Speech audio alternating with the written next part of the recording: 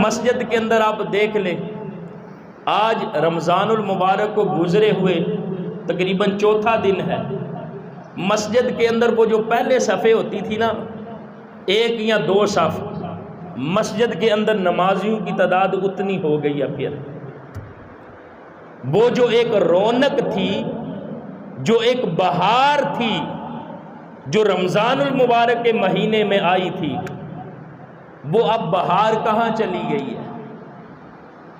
تو اس کا مطلب یہ ہے کہ رمضان المبارک سے ہم نے کچھ حاصل نہیں کیا، کچھ نہیں سیکھا۔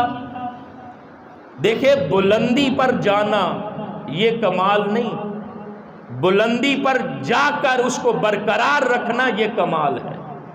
اے بندہ مومن، رمضان المبارک کے مہینے میں جو تجھے تقوی ملا، جو تجھے نور ملا، جو تیری روح کو تقویت ملی، مزہ تو تب ہے کہ اس تقوی کے نور کو تو برقرار رکھے۔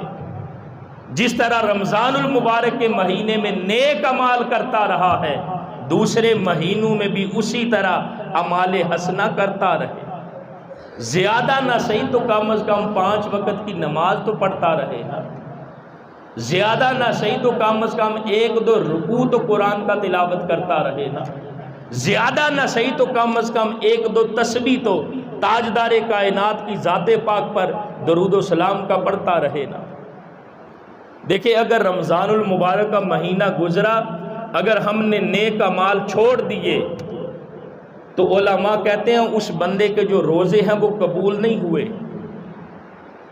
اس نے جو کچھ کیا ہے نا وہ قبول نہیں ہوا۔ کیوں؟ کہتے ہیں کہ قبولیت کی دلیل یہ ہے کہ جب بندہ نیک عمل کرتا ہے تو آگے اس کو نیک عمل کرنے کی توفیق ملتی ہے، اگر توفیق نہیں ملتی تو وہ سمجھ لے کہ اس نے جو کچھ کیا ہے وہ قبول نہیں ہوا۔